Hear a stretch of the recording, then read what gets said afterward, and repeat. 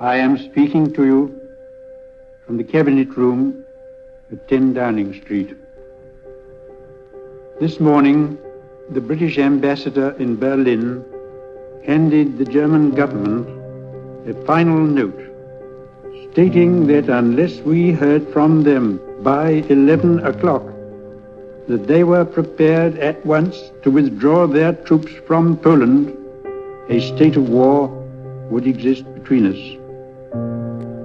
I have to tell you now that no such undertaking has been received, and that consequently this country is at war with Germany.